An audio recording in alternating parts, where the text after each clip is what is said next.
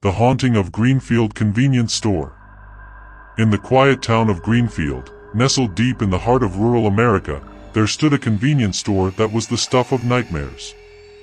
It was a nondescript place, with faded signage and dimly lit fluorescent lights that flickered ominously. Locals avoided it after dark, and out-of-towners who dared to enter did so with a sense of unease they couldn't quite explain. The store had a dark history that had haunted Greenfield for generations. It was said to have been built on cursed land, the site of an ancient Native American burial ground that had been desecrated by early settlers. The spirits of the restless dead were said to linger there, seeking retribution for the crimes committed against their ancestors. One fateful night, a lone traveler named John found himself in Greenfield, low on gas and in desperate need of supplies. Ignoring the warnings of the locals, he pulled into the convenience store's parking lot, the only place open for miles. The air was thick with an otherworldly chill as he stepped out of his car and entered the store.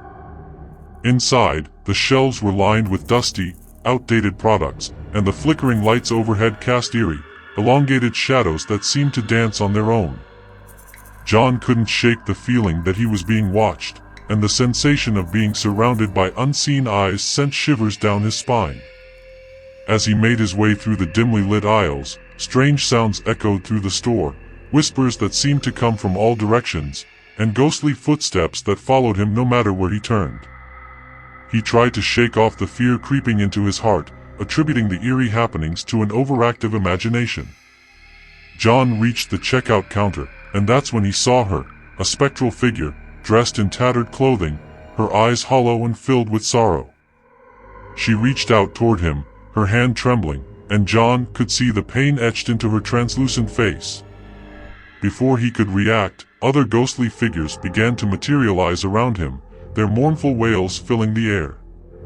They were the spirits of the Native Americans whose final resting place had been desecrated, and they had come to exact their revenge. Terrified, John tried to flee, but the doors of the convenience store slammed shut, trapping him inside with the vengeful spirits. Desperation gripped him as the ghosts closed in, their bony fingers reaching for him, their cries of anger and anguish echoing in his ears. Just when it seemed that all hope was lost, a powerful force surged through the store, dispelling the vengeful spirits and flinging the doors open. John stumbled outside, gasping for breath, as the convenience store seemed to collapse in on itself, consumed by an otherworldly fire. As he watched in horror, the store was reduced to ashes, and the curse that had plagued Greenfield for generations was finally lifted. John, forever scarred by his encounter, would never forget the night he stepped into the convenience store from hell. To this day, the tale of the Greenfield convenience store serves as a cautionary tale for those who venture too close to places that are tainted by dark history and malevolent forces, a chilling reminder that some nightmares are very real.